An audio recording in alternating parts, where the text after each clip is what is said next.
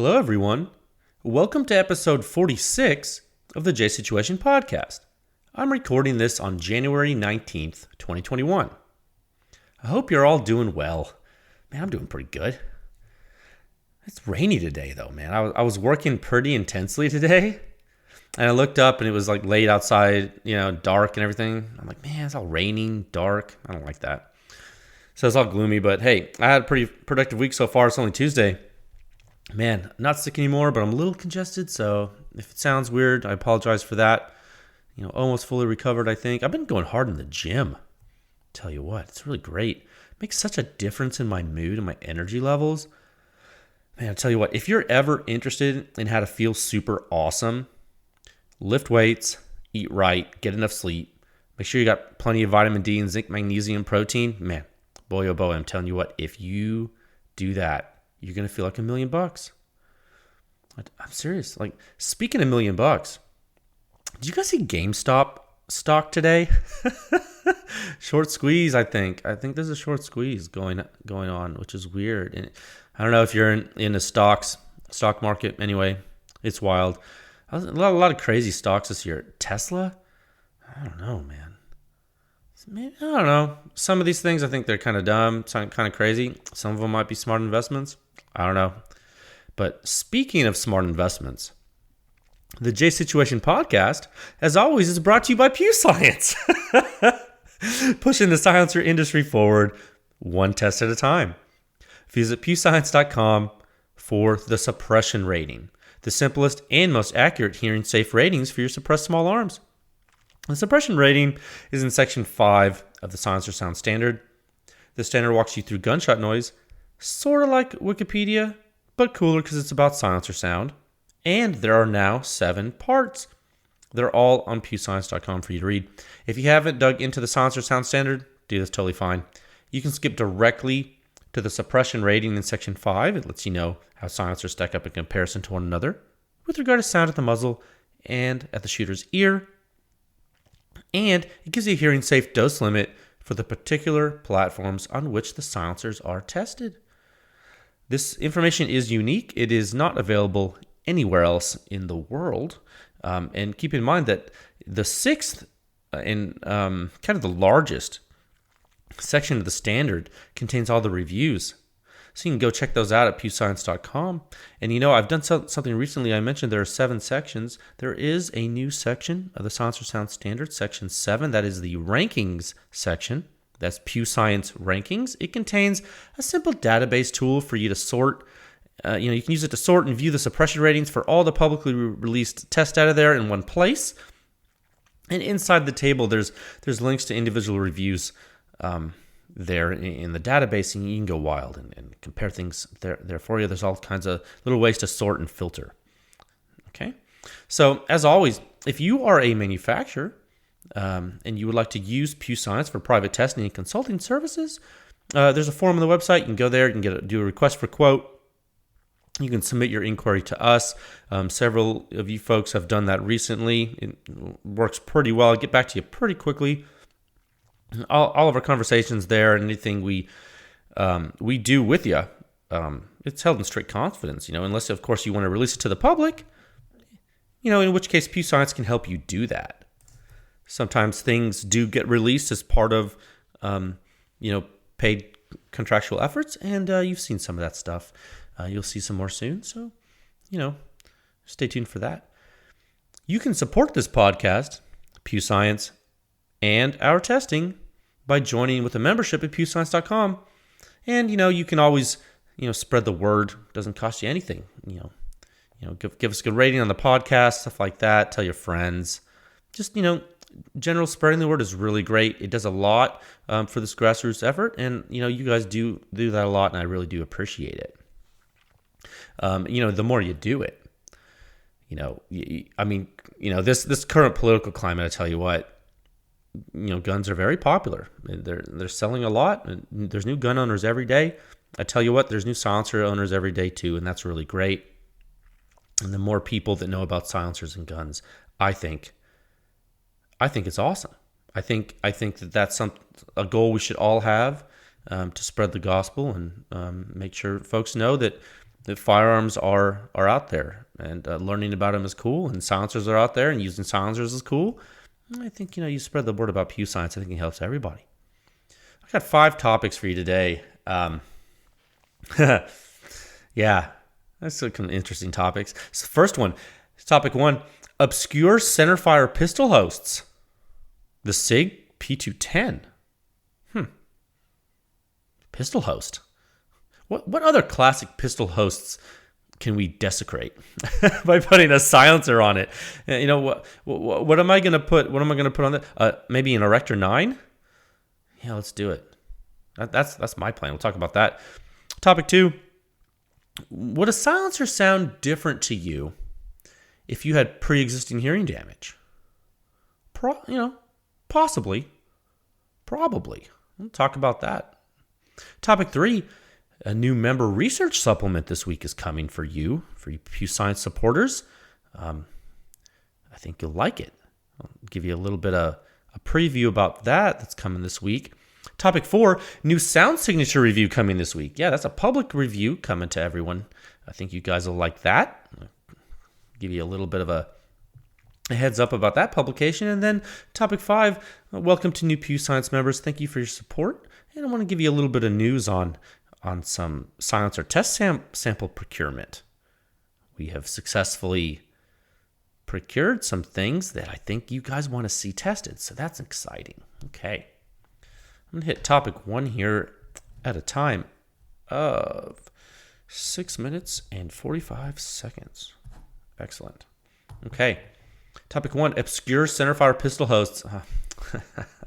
I have so much to say. The P210, I think that's what I'm going to do. I'm going to post a picture of this with this podcast. The P210, what else can we desecrate? What else can we, is that bad when you use a classic pistol, you put a silencer on it? I don't know. It's the season, though. 'Tis the season, I think. I don't know what it is. Maybe it's a personal proclivity. Maybe it's aesthetics. Maybe it's enthusiast lunacy. Maybe old 80s movie nostalgia. There's something, though. There is just something about a suppressed 9mm pistol. And there is no reason to really love it. There really isn't. Let's be honest. I mean, okay, actually, you know what? Let's be honest for a second here, guys. Real talk. For real. I'm gonna shoot some real talky right now. 9mm is not quiet out of a handgun. All right, it's not quiet at all. In no possible way, on no planet, is shooting a centerfire 9mm pistol with a silencer going to be quiet. It's just not. I mean, with special, super heavy or super weak ammunition, I mean, it gets a little bit quiet. Sure. But dude, in reality, using consistent full power ammunition, man, you are putting yourself at hearing damage risk without hearing protection. You really are, as the shooter. I promise you guys. Excuse me. You can take a look. Take a look at the existing 9mm silencer test on pewscience.com. Go to the rankings section and choose 9mm as the ammo. And you'll see a few tests. I want you to look at the at-year numbers. Okay? Keep in mind, these are average ratings. All right? So the first round pop is going to be higher. All right? So think about that. Now think about some of the suppression ratings you've seen at the ear with some super quiet 308 silencers. You have the rankings tool now. You can sort. So look at that. Put that in perspective. Okay? You might think, oh, it's 9mm, it's not that loud, but you're shooting it out of a semi-automatic handgun. All right? Okay, it's different. And, you need to look at those numbers. You need to keep in mind how loud 9mm is to the shooter on a really good full-size 9mm pistol host even. Okay, we're talking about full-size pistol hosts. It's loud. Okay, so that's one thing that does kind of suck about 9mm being a 9mm semi-auto pistol host. Okay, Okay, let's talk about another thing that sucks. Screwing a silencer onto a pistol barrel that moves a lot, and then hoping that the silencer doesn't unscrew. So here's the thing about that. Like, really, yeah, let's think about that. That I can think of, you basically have 4 choices. 1, you got to make sure your barrel threads are correct. Okay, a lot of people don't think about that. Either your barrel threads better be threaded by a reputable gunsmith to correct tolerances and the correct specifications, or you got to have a really good factory threaded barrel. Okay, and then let's say the second thing, like let's say you're using metric 13.5 millimeter by 1 millimeter left hand threads as God intended. Then you got to make sure you have the proper O-ring inside your silencer's initial decoupler piston, so that it'll interface with the barrel muzzle and help prevent unscrewing. Did you know that in the metric pistons, in those 13.5 by 1, the metric left-hand thread pistons, there's supposed to be. If you don't have one, you need to get one. There's supposed to be an O-ring inside the piston, because that thread, I don't want to say thread pitch, that thread configuration, that thread diameter and configuration indexes on the barrel muzzle, not on the barrel shoulder. Okay, that's different than the 1/2 by 28, a half inch. It's different than 1/2 inch diameter, 28 thread per inch standard threading in imperial units. Those index on the barrel shoulder. So it's not only your thread diameter and your pitch that's different when you change from that imperial thread to metric thread. You're actually changing the way that the weapon is interfacing with a gun. Okay, and where you're bottoming out and where you're finding the 90-degree surface. Okay, so this is a little nuanced stuff. Like, it's just really nuanced, but you got to know about that stuff, right?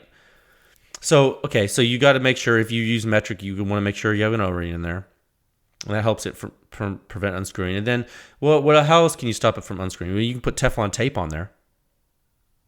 You put Teflon tape on the threads. Usually, there's different colors of Teflon tape depending on the type, but a white type is common. You can buy it at Home Depot or a hardware store, for example, and put that on there. It creates more friction, right? And so you can do that with metric threads. You can do that with imperial threads too. So one thing, I talked about O-ring. Don't put an O-ring on a gun that indexes on the shoulder, because then you're gonna have a bad time. The O-ring's gonna have a bad time. It's gonna mash it. It's not gonna. It might. The best thing that can happen is you ruin the O-ring. The worst thing that can happen is it throws your silencer out of alignment. You can get a baffle strike, right? There's another thing that I've seen recently, and a lot of people have been talking to me about it, or asking me about it. You could use the cam lock. It's what Griffin is calling their additional thread adapter solution. Their quick change thread adapter solution, or whatever you want to call it. What you do is you torque an adapter on the end of your handgun barrel, and that facilitates a QD connection to whatever else is on the other side of it, right? So, I'm not. I haven't used it. I might have had it. I think there's one on my bench. I can't remember. I might have one. I haven't used it.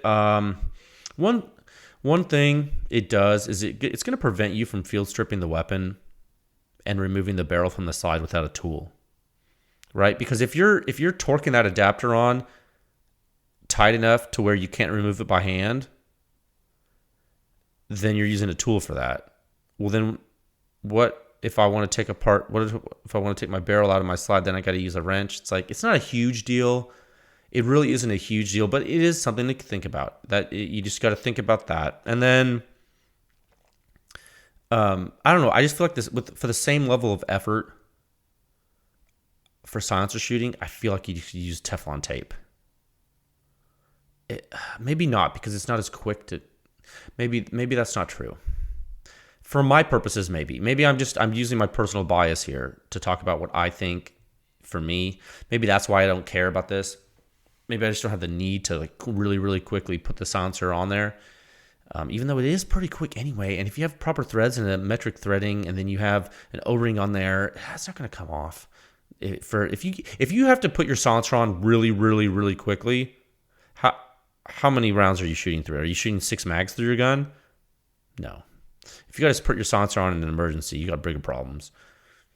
So, you know what I mean? So let's talk practicality here. Like, what are you doing with your gun? Like, be honest with yourself. So that's why I see that that's something I'm a little bit wary of. I don't know. I'm a little concerned about the tolerance stacking with that system too. Like I've actually never had a baffle strike on a pistol silencer on a handgun, but I have blown out end caps. I have blown out end caps before, but only on the Rugged Obsidian 45 with a 9mm end cap. And I mentioned this before.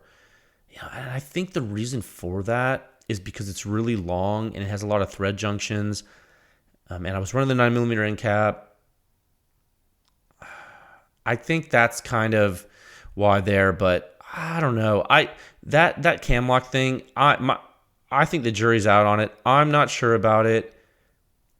I think it's adding tolerance stacking. It's adding unneeded complexity for most users. I think you just really think about proper threading and Teflon tape if you really need it. I think that's probably smart. Another thing you can do when you put your silencer on your pistol is when you're screwing it on and you almost get to tight, you kind of come back loose and kind of, I don't know what the proper word would be, but you kind of quickly snap it tight. And what that does is it adds a little bit of a impulsive load to the tightening rotationally, and it can get a little tighter. So that is something you can do. It's just a little bit of a trick just a little trick you learn. Yeah. So anyway, those are some things that kind of suck, and some things you got to think about. With something unscrewing from a barrel that's moving quite violently. It's not like a lot of your other guns where the barrels are fixed. You're on semi-automatic pistols. A lot of them are going to use modified Browning tilting barrel actions. Okay, so it's going to move a lot now. But there's something else that sucks.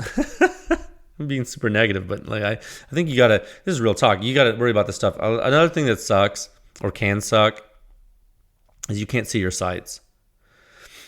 You can't see your sights on these guns. You just can't, and it's a bummer. You can shoot through the silencer, but it's just not ideal, man. It's just not ideal. And it kind of completely changes the weapon system. You can't really use the weapon system how it was intended to be used. Like, can you point shoot or shoot through the silencer and get pretty good? Absolutely, you can. Absolutely. Well, I'd say probably. Maybe not absolutely. Probably can. Is it ideal? You know what? I think it depends on your use case. I think to mitigate that problem, to mitigate not being able to aim, I think you kind of have two options. First option, you get a silencer that's a smaller diameter. There's a few on the market. There are a few on the market. Most of them are obscure, and they're not made anymore. There's a newer one that has been out a couple of years. It's called the Odessa from Dead Air. I actually have a couple of those. I wouldn't personally recommend that silencer.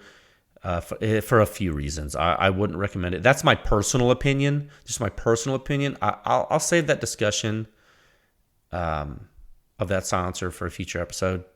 Maybe after I release some test data. I don't want to talk about that yet. Your other option, well, no. Before I go on, there's another, the AAC Illusion 9. I've never shot one of those. And you know what? AAC is gone now. Well, they got bought, but they're gone. I consider them gone. I'm not going to believe.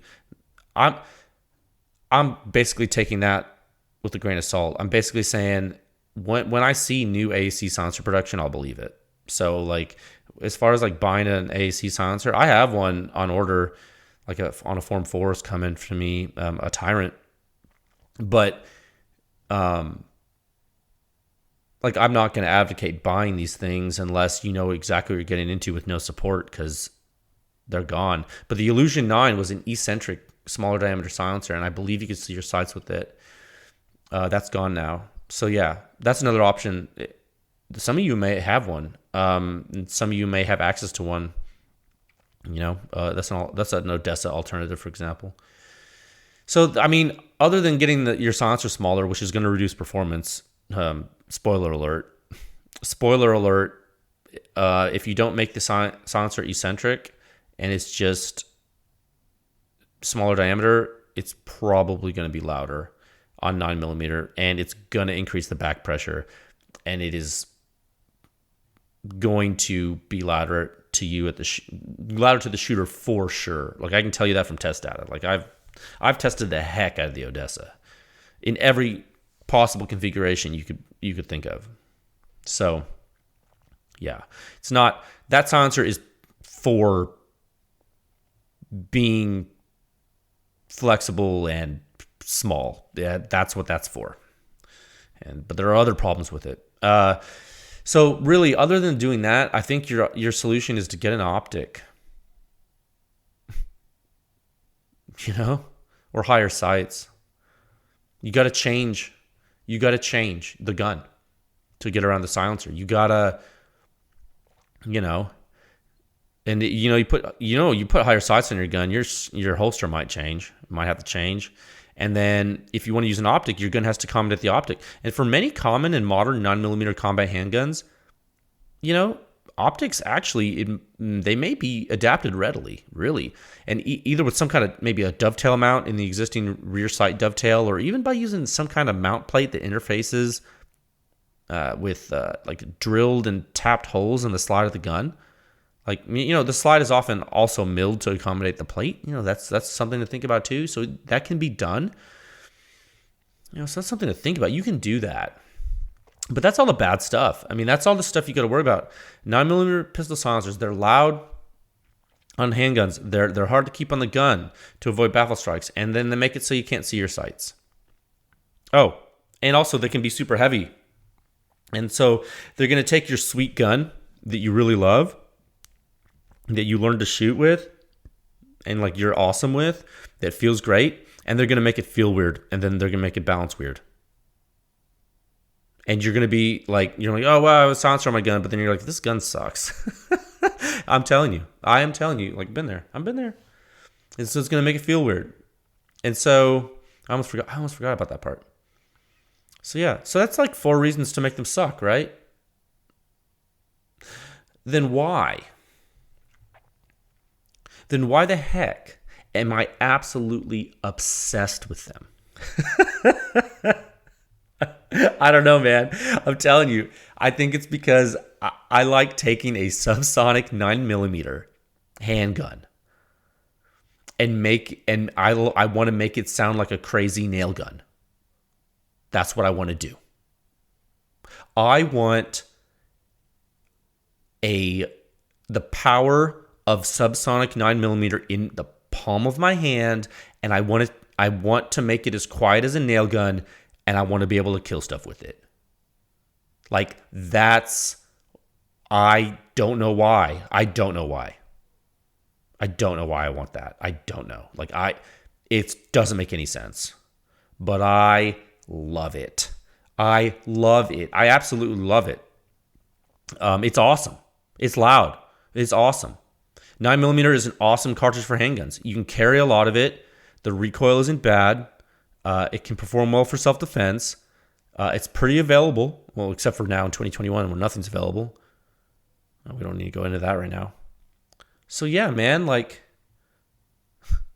when I'm at the ranch and I have my carry gun's threaded. I carry a Glock 19 with a factory Glock threaded barrel in it. You bet your sweet it is threaded. And if I am carrying that particular gun at the ranch or something and I need to kill something real quick, I will definitely put a silencer on it and kill something with it. I've done that. I mean, that way I don't have to scramble for hearing protection. One time I didn't have, like a long time ago when I don't want to say I was dumber. I just was more ignorant. I thought to myself it would be a good idea to try to shoot something without hearing protection on with a 9mm pistol, unsuppressed. That was dumb. I was like, oh, we're outside. It's not going to be that loud. My ears rang from that. I tell you what, that was not pleasant. And so I always carry a silencer with me for that reason. And so, I don't know. Not 9mm in general to me, it's something I use a lot. And so I always want a silencer for it because I want a silencer for all my guns. So when I get new pistols, I usually get them in 9mm. That's usually what I get. Unless we're talking rimfire. That's a whole different story. But if I'm looking at a handgun, it's probably going to be 9. Just my personal thing. I like that. I like to keep my caliber selection pretty conservative. I don't have a lot of different ones. I like to keep my ammo common. So I usually get 9mm and I find a way to put a silencer on it because I have some kind of weird obsession with doing it. And it's not that I need to shoot them suppressed all the time. It's that I want to. And if I can make a gun work with a silencer, I will do it. I will. And if it works well, I'll go out of my way to only shoot it with a silencer. Like that, like I'll be a lunatic about it. And that's just what that's just what I'm doing. Like I don't know what's wrong with me. So what did I buy recently? I bought a Sig P210. Yeah. Sig brought this back a while ago. They brought it back. It is a super old European gun, the P210. But whenever I see a chance, like in the market, to buy a new version of a classic anything that has features that I like and is still good quality, I jump at it. Like I don't care what it is. You know what I mean? Like if right now they brought back some kind of crazy looking Land Cruiser that looked like a Jeep from back in the day, you know how many people would buy one, even though they don't need it? You understand what I'm saying? It's like one of those weird things, that you buy because you just want. It's a luxury, is what I guess I'm trying to say. And so, yeah, that's why I jump. I mean, but there is something to be said. Modern manufacturing and materials, they have some advantages too. You know what I mean? Definitely. And so, I bought a brand new one. I bought a brand new P210. I didn't buy the Target one. I bought because the Target version has adjustable rear sight and it has like some kind of crazy grips and stuff. I bought the regular one and it has what's really cool. The front and the rear dovetails for the sights on the slide. They're going to accommodate standard Sig sights, like the same ones that fit on the P226. Like I have one of those, right? And then the P220. You feel me? So you see where I'm going with this? Like this is all part of the plan, fam. You know what I'm saying? So look, okay, now I will say the gun has a single stack 8-round mag. Okay. So look, you can carry 9 rounds. You got 8 in the mag, you got 1 in the chamber, right? You carry in the chamber, obviously. That's fine. That's actually fine with me. I carried an HK P7 for years with the same capacity. For years, I carried a P7. Like, I carried it everywhere. Like, everywhere. The P7 rusts. I can look at things and make them rust. Okay, like if something rusts and I have it, I'll tell you. No, the P7 rust is, unless you get it refinished, it's going to rust, and it can't be suppressed very well due to its gas system, unless you get a 22 version, which apparently are less rare than I thought because I've been seeing a bunch of them lately. Yeah, but we're talking about 9mm now, so here we are. Okay. The suppressing a P7, that's a topic of a whole nother podcast, but just don't waste your money. You're gonna have a bad time. The new Sig P210 has their nitron coating on it, and I am all about guns that don't rust. That is so cool to me. A stainless steel gun coated in an actually good coating, dude. Yes, please. I tell you what, I've had my Sig P226. I got one of the later ones where the frame is made in Germany, but the slide was made in the United States, and the slide was made out of stainless steel, and they coated it in nitron. That was one of the first guns I ever bought, and back in the day, and it does not rust. The slide is I don't know. That thing's crazy. I take care of it, but there's been times where I haven't maintained it because I was doing something with it, and that thing is just that. Actually, you know what? You know what's really interesting about that? The slide of my 226 is in better condition than the slug of my Glock 19, which is crazy. You know what I'm saying? That's how I don't know. That something about the nitron. I don't know if I've just had good luck with it. If it's just, look, it's an anecdotal report, but when I saw they made a Sig P210 like that, I was like, that was just another thing. I was like, oh yeah, let's do it. And then you rack the slide in this gun. The slide feels like it's on bearings, dude.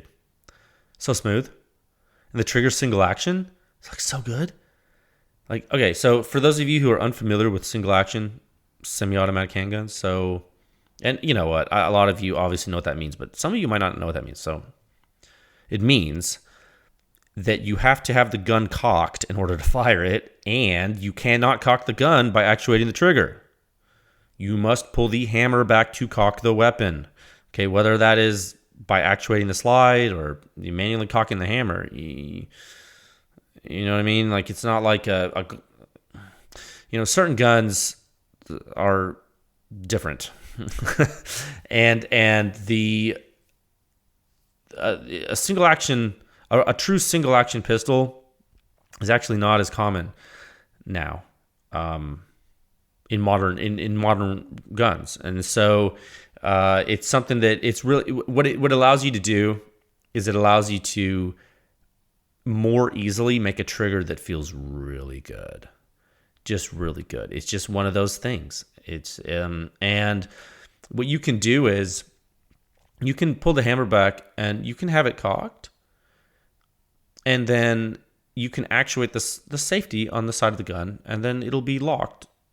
So it'll be safe with the hammer back. You call that cocked and locked, you know what I mean? 1911 style. That's another example of a firearm that is like that. But unlike the 1911, the Sig P210 is a good gun. No, I'm half kidding. So I'm kidding. Or am I? I'm kidding. I'm kind of kidding. You know what? I will say, a 1911 chambered in 45 ACP is actually a pretty good silencer host. But anyway, okay. The P210 is clearly not intended to be suppressed. Clearly. It has an old lineage, and to my knowledge, you know what? I've asked a lot of folks, and I know that it's not suppressed often. I was talking with Kevin from Q about it. I asked him, I said, have you ever suppressed a 210? And he told me he hadn't. And I was like, say word? Really? I was like, okay, that is a meaningful thing, because believe me when I say that dude has a significant amount of rare firearms suppressed. Trust me. So that is cool. I'm like, okay, he doesn't have one? All right. Okay. So I'm like, this is part of my, I'm just kind of feeling out what's going on here, because I know a lot of people who want to suppress this gun, so I'm doing it, man. I'm doing it. I bought another barrel. I sent it to Mike at Tornado Tech in Oregon. And Mike's been in the game forever. And so I thought, back in my mind, this whole, for years I've thought to myself, man, I think Mike would be a good one to do this. But I have to admit, I was spurred on by a couple of other guys who were doing it. And both of them are in the silencer industry, and it's weird. And I don't know, one of them was egging me on, and literally we're all doing the same thing. And Mike is literally getting all three of the barrels and doing them all. And he's threading them, and he's making extensions to thread onto the threaded barrel. And then those extensions will be threaded 13.5 millimeter by 1 millimeter left hand, as God intended. So there you go. You know what I mean? So that's what I'm doing now. I'm not sure of the ETA on it, because the barrels bought, those are Sig barrels. Like, we're not gonna, what have I said? What do you do when you need a thread a threaded barrel? You get a factory barrel. What happens when they don't have factory threaded barrels? Well, you get a factory barrel and you have it extended and threaded by a reputable gunsmith. That's what. See, I practice what I preach. I'm not lying to you guys. Like, this is what I'm a lunatic, and this is what I'm doing. Like, I would not do this if I didn't think it was important. You know what I mean? So yeah, like, I don't know when we're gonna do it. I don't know when we're gonna get the barrels. I think he might be doing us a favor. We're gonna find out, but it's a special run for a special gun. Okay. Oh man, I'll tell you what. I'm not even gonna shoot that gun. I am not even gonna shoot that gun until the barrel comes back. All the break-in and stuff, I'm not even breaking that gun in without a silencer. I don't shoot guns without silencers anymore. So as soon as I get a new gun, I put a silencer on it. I have guns that have never been shot without a silencer. I'm serious. Like, I'm crazy. And so that's step one. Okay? Step one. Well, no, that's not step one. Step one was finding a brand new gun that I wanted. Step two was finding another barrel, factory barrel. And I did test fit that other factory barrel in the gun to make sure, because you never know, right? Sometimes these 210s might require hand fitting because they're like, the tolerances are tighter than the newer modern combat pistols. I mean, like a 226, you can put anything in there. That thing will run like snot, like grease snot. Is that a term, grease snot? Probably not. I made that up. But a 226 is easy to get going. This thing might be a little bit more finicky, but I was willing to take a chance. You can always fix it. Now, it's a factory barrel. And so that was step two. Step three was finding someone trustworthy and competent to thread it. Okay, so that's happening. Okay, that reminds me, I need to make sure that I got to him and use my tracking info. So step four. Now here's step four. Here's where I may go off the reservation. All right, this is where I might go a little radical. Guys, I might go rogue. I think what I'm going to do, this is a little crazy, but I think I'm going to put Sig suppressor height sights on it. Like night sights, like tritium sights, like I have in my wristwatch tritium. You feel me? Yeah. Because I can, right? I have a sight pusher. I can buy the sights. I can do that myself, bro. I can just put suppressor height sights on this gun. Standard Sig night sights, suppressor height. You feel me? Dude. I don't know, man. Because here's the thing, what I want to do. I want to use good silencers with this gun, and that means I'm going to use a 1 3/8 inch diameter silencer, and that's going to mean I need to see over the silencer. So here's what I'm thinking. I'm thinking Q Erector, possibly something that's new in the works from Joe Gaddini. That's all I can say about that. Maybe, I look, Mod 9, CGS, Obsidian 45. I want to see over the silencer, and I want to shoot this gun well. I want to shoot it well. Okay? I think that's cool. But if this isn't radical enough, if purists if purists aren't freaking out enough from this, what I'm saying, I'm thinking of having the slide milled for an optic on the 210. Like if I'm thinking of going full crazy, like I'm thinking maybe, hear me out, full crazy Trijicon RMR on this gun. Could you imagine? I'm thinking red dot on the 210. Like, have you ever seen a red dot sight on a Sig P210 in your life? Has it been done? I don't know. Can it be done? Yeah, you bet your sweet ass it can be done. I mean, I don't know. I assume it can be done. I don't know. You know what? I actually don't know. I might be talking smack and I have no idea. But I bet it can be done. Is this going to happen before I get an optic on my P30L from HK? Possibly. At the pace that HK is going. Possibly. Mainly because I'm too scared to ruin my P30L right now. But you know what? You know what's super crazy and also coincidental? I was sent this by some people. Mr. Grantham Man. You know what? And I heard I angered the internet. On the last podcast, I think I mentioned that guy. And I didn't know. I thought maybe he was an Army guy. And then I was like, oh no, he's a Marine. And then I realized he's in the Air Force.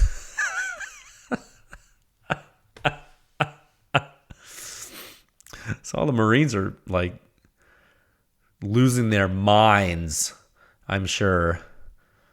No, they're not. Marines don't care. They have better things to do. Mr. Grantham Man, he put a red dot on his Browning high power. Respect. I think he got a lot of heat for that. I thought it was awesome. I'm all about that. I'm all about doing what you want with cool guns. That's what I'm about. Okay, so I saw that. A bunch of people sent me that, and I was like, because I'm not really a YouTube type of guy. I don't really watch YouTube at all, and so I don't keep up with that dude. But like, I have on occasion watched one of his videos because people sent it to me, and someone sent me a picture where he had a high power. I was like, It gave me a little bit of inspiration, honestly, or not inspiration, more confirmation bias, because I was like, oh, well, someone's putting a red dot on a classic 9mm pistol. Clearly, it's normal for me to put it on a P210. Could you imagine having that logic that makes no sense? Yeah. So, I don't know. You know what? I thought it was dumb. He didn't have a silencer on the gun, though. Amateur. So, I don't know. We can't all be awesome. You know, Gary Hughes has a silencer on his high power. I think Gary has an Odessa on his, though. So, my issues with the Odessa, they're somewhat unrelated to sound performance. I'd rather talk about those issues later and give my opinions in the full context. I don't want to. That way I won't have to revisit it. It's one of those things you don't want to have to talk about that more than once. It's not positive. I'll keep this positive. So for me, honestly, this gun, the P210, for me, like my vision for this right now, my perfect silencer would probably be a really like soft anodizing, like the old Trident looked like, the soft black anodizing Type 3 hard coat. But I would want it smaller diameter to use the stock sights. Like, picture this. Picture an AAC slim lighter, but instead of in 22, in 9mm. You know what I mean? Like, it would be loud as all get out. Oh, man, I wish I had one of those AAC Illusion 9s. I know someone who has one. Next time I go visit them, I will bring my gun, and then I'll shoot it with it. I need to test that silencer anyway. I don't know. I think right now there are no small diameter pistol silencers that I think are actually good enough. I think I'm going to put all my eggs in the Erector 9 basket. I really am. I'm I am crazy. I will be an early adopter of stuff. Like, I don't think I won't. Like, I do it. Like, I have lost a lot of money doing that stuff. I've lost a lot of money believing in silencers before testing them, just based on like gut and based on like pure lust for a gun or silencer. Like, I've definitely made mistakes. Don't ask me about the MP5 clone world. We all have our problems. And I mean, keep in mind, I have an Obsidian. Like, in my personal, I'm not talking about PEW Science now, but in my personal collection, I own an Obsidian 45. Okay, so I have that, and you've seen the test data for that on the HKP30L. At the ear, that's beating the Mod 9. You saw that. Why do you think that is? There's a bigger hole. Okay, that's why. And it's a big silencer. That's why. I'm talking about at the ear numbers, guys. You need to understand how semi-autos work with pistols. It's not an AR-15. Okay, it's just a different thing that you're doing. I have the Trident I'll use. I have a Tyrant 9, Form 4,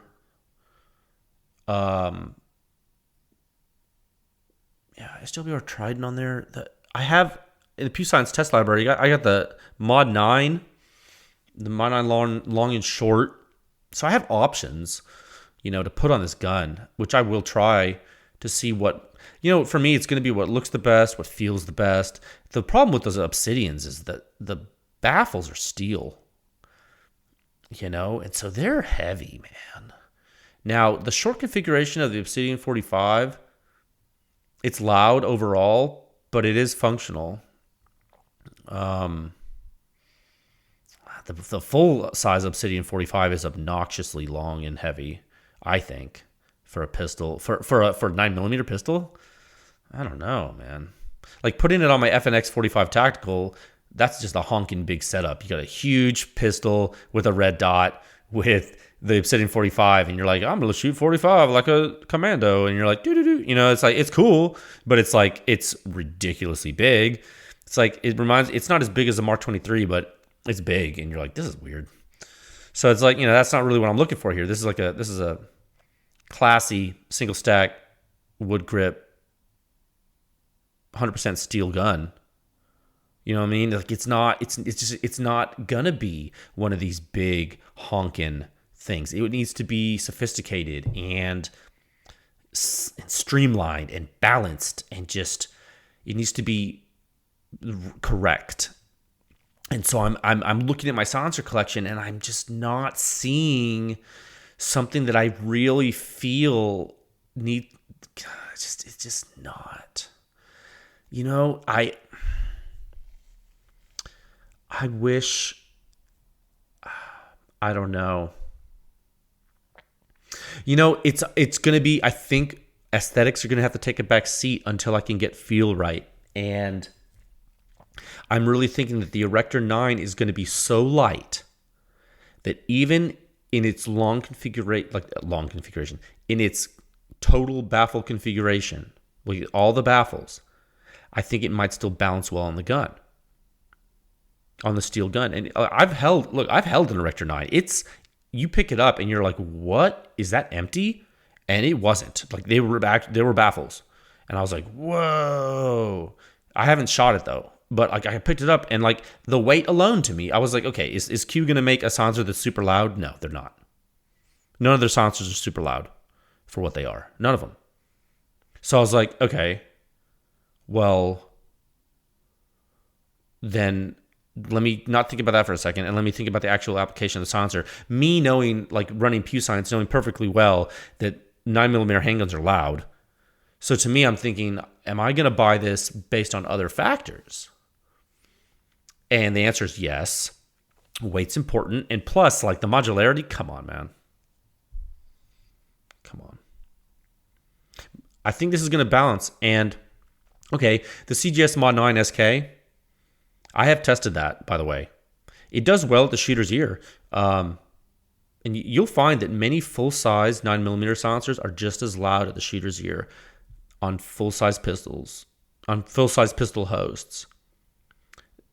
as the small 9mm silencers just because of the back pressure.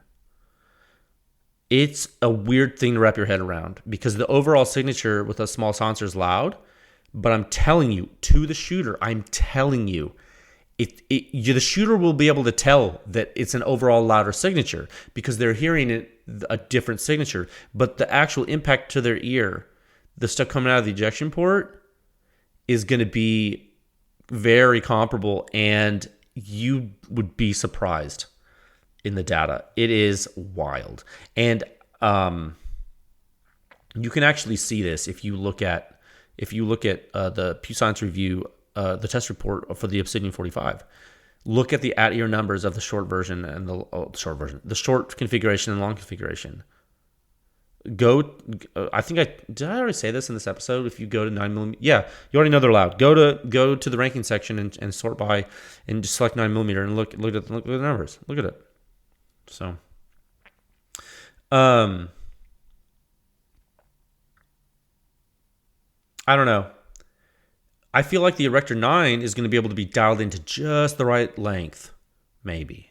Like that's why I wanted to, that's what I wanted to do with the Odessa. I wanted it to be just the right length for me. I want to test it and find I want to optimize. I want to optimize it. Like as a tinkerer, as a gearhead, as someone obsessed with performance, I want to give the Erector 9 a go. And then if it's awesome, I'll go for the black one when it's released. I'll just buy another one. You know what I mean? Like I ordered an Erector 9. So, whenever it eventually comes in, I'll test it for you. And you're going to get data for every single baffle configuration on multiple guns. Like I'm going to test the crap. Like that way you'll know exactly how it does. That's a crazy test series, by the way. I have done that with the Odessa. It takes a lot of ammo and patience, frankly. It's a pain in the butt, but trust me, like it's hard, but hey, it's what I do. I've done it, but I'll do it again. I'll do it with the Erector. Now, I have been known to be a bit of an early adopter, like I was saying. Like I was one of the first people, I think, to put a non-B&T silencer on the TP9 with a threaded barrel shroud when it was first imported by DSA, like way before B&T USA was doing anything. In fact, I didn't even know if was B&T USA even active in the way they are now. They might not have been in existence in the way they are now back then, because it was imported by DSA. That has nothing to do with B&T USA. Like I had stuff directly from B&T proper in Europe. That's like how far back that goes. And so I've done insane things to silencers and guns. And this year's going to be no different. So, hey, how is the P210 going to behave when you put a silencer on it? Something to think about. Something to think about is the P210. The one I have, it is the new one made by Sig and the Sig USA. And the lockup, the actual lockup is different. It's much more similar to the P220 and the 226 than it is to the old P210. Okay? The barrel is... The new one, it's a locking block style barrel. You really need a picture for this. And it interfaces with the slide differently than the old school P210 did. The old school P210 barrel did, rather. So what this means for accuracy and function, I honestly, I'm not sure. I'm really not. I don't know.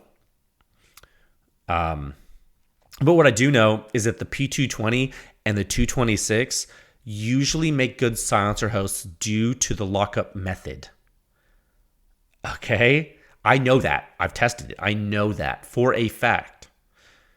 And a lot of you listening know that. So when I saw this new P210 and then I saw how the action was, I was like, okay. A single stack 9mm gun. Okay. It means it's like super, like, it's got that nice, comfortable grip. I was like, ooh, with a silencer, it's all steel. It's got some heft to it. Sig lockup system. It's got those sexy walnut grips on it. I was thinking to myself, okay. It's got a good coating on it. It's stainless steel and it has a nitron on it. It doesn't rust. You know what I mean? It's funny. A long time ago, I took to the internet to search for suppressed P210s. This was a long time ago, many years ago. And I saw that some folks were going to thread theirs and do it. They had talked about it, and they never did. And those are the same two guys that are the guys doing this with me now. The prophecy shall be fulfilled. Okay? So I'll keep you updated. I'll keep you updated on this. I know this is a really insane topic, and I was a little bit all over the place on that one, but I just want to update you on something I'm doing personally that doesn't have a lot to do with PEW Science, but hey, what if I test it and it's awesome? Then you all know you have an awesome silencer host that's the best ever. Then Sig brings it back, and then all of a sudden they put optics on it, and it's a whole thing. Or maybe it'll suck. I told you I'll be the guinea pig for you. Don't hurt yourself. Let me bleed for you. Okay, topic two at a time of 56 minutes and 15 seconds. Oh my God, I spent an hour on that. Lunatic. Okay, topic 2. Will a silencer sound different to you if you have pre-existing hearing damage? Absolutely it will. But how? Well, what if I told you? What if I told you I could predict how certain silencers would sound louder or quieter to you if your hearing damage in certain frequencies was known? Well, I'd be lying because that's crazy. No, but I actually might be able to do it. Look, no. Okay. We know folks have different opinions on how things sound, and people do describe things differently. Sometimes that's just a vocabulary issue or like a geometric or position issue, for example. Like sometimes with someone being in a different location when a gun is fired, for example, you can hear things differently because the waveform impacting your ear is different. Okay. But sometimes the difference that people are hearing is due to different hearing sensitivity in certain frequency ranges, or frequency regimes, rather. Okay, so on average, humans in certain age ranges have similar hearing capability, on average. And it's just how humans are. Okay, I shouldn't say on average, like the 95th percentile human ear. When you move toward extremes, in anything, in age, when you move toward an extreme case of outliers in the human hearing spectrum, also in cases of hearing damage, you're going to have hearing loss in certain parts of the frequency spectrum. Many times it's going to be around 4 kilohertz or so. A lot of times it's going to be higher than 4 kilohertz in the frequencies, sound frequency rather. And what that's going to do is it's going to influence how you perceive things, because what it's going to do is it's going to act like a filter, an actual filter, just like God, I don't want to get really technical on this, but what it's going to do is it is literally it becomes an analog filter. Your ear stops responding. The ligaments stop responding in certain frequency ranges. Therefore, if you were to unpack the signal and look at all the different frequency components, it would not pick up some of them. And that's it. Look, this is a good segue. I don't want to go too deep into this. And I only want to spend a couple of minutes on this because I wanted to highlight it in its own topic. To kind of drive home one major point is that taking care of your ears is important. and also to help you understand that, yes, most guns sound the same to people, and the suppression rating mostly applies to everyone, but there are definitely outliers. And this is a good segue into the next topic, because it's going to move into some member research, and this is kind of something that I want you guys to be aware of. Okay, topic 3 at a time of 1 hour and 16 seconds. Okay, topic 3.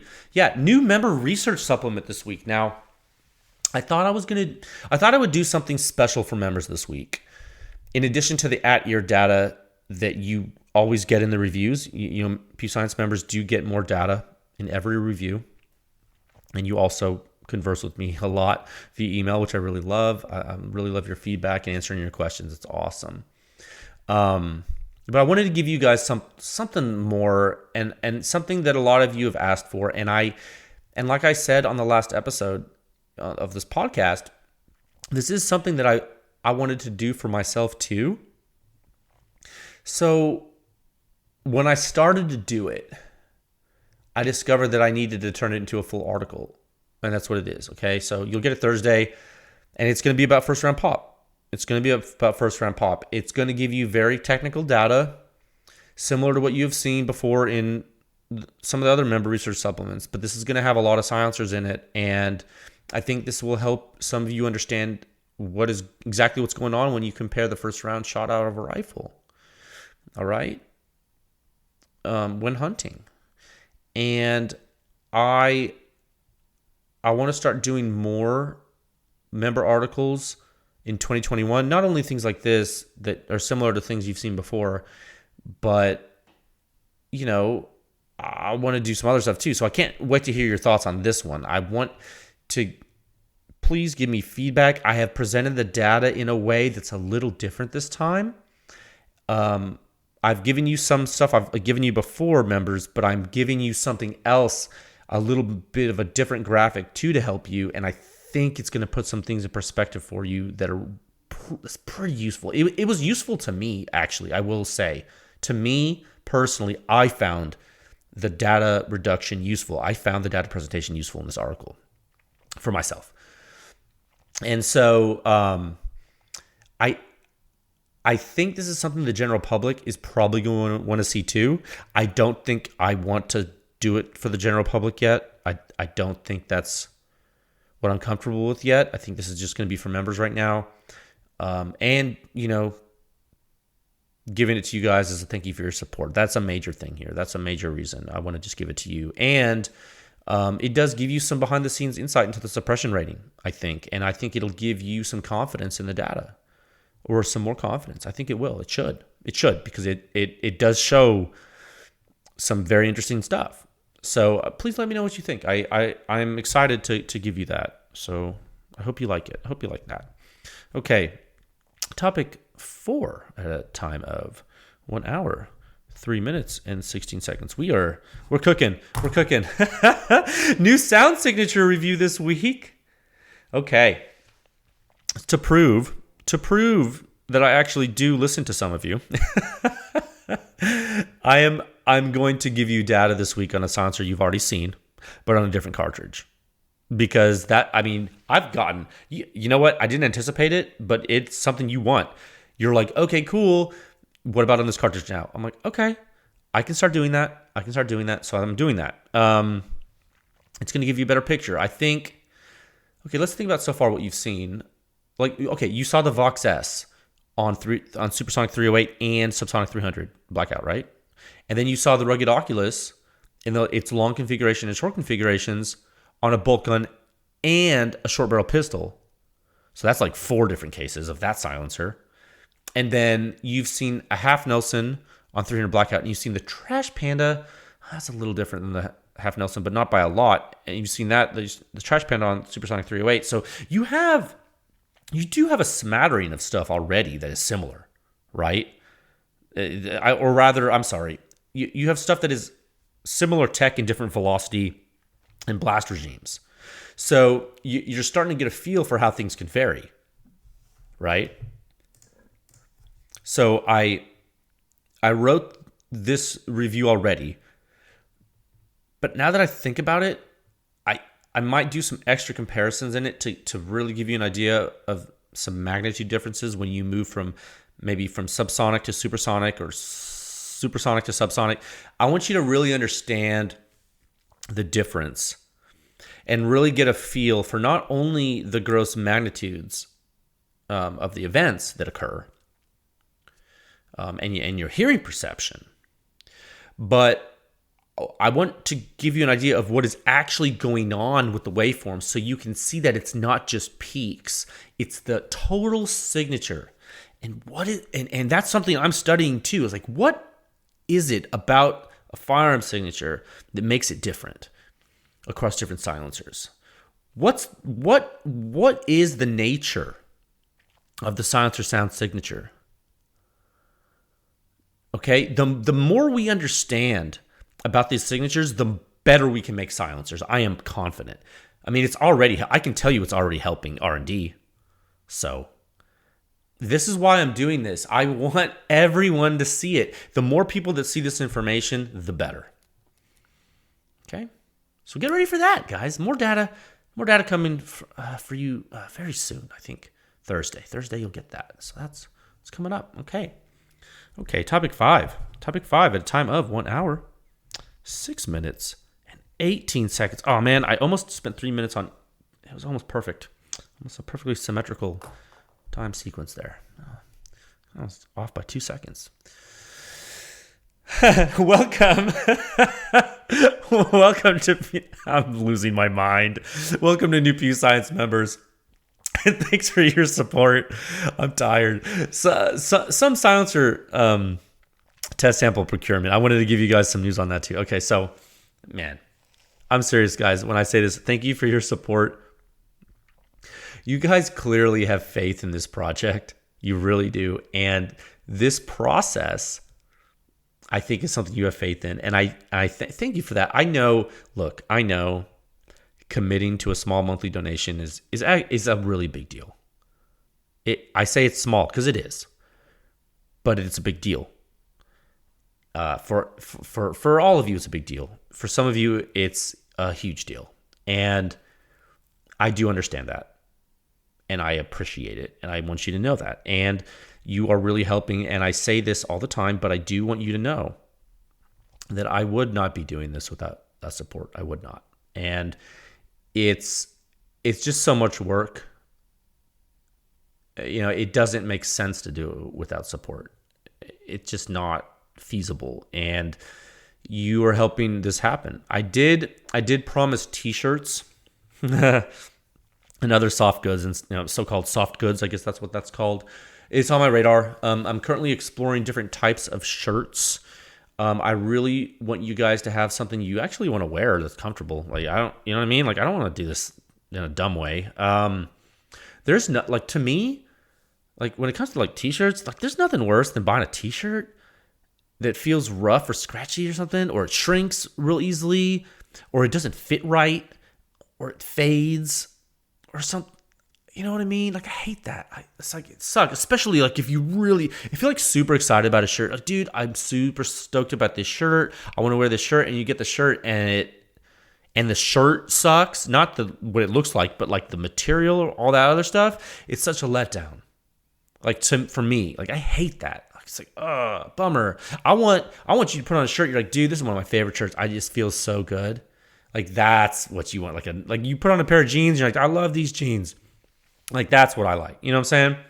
So yeah, like, if I just wanted to make money, like, I just see whatever garbage shirts people are selling, and then I do that. Like, that's not what I'm doing here. I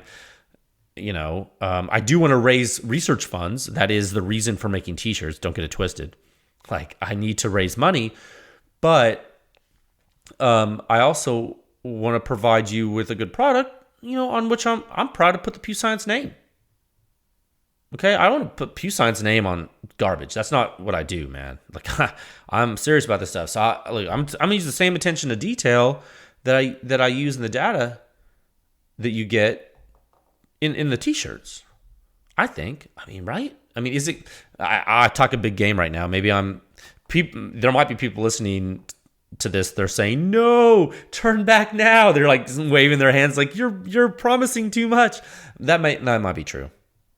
But this is my goal.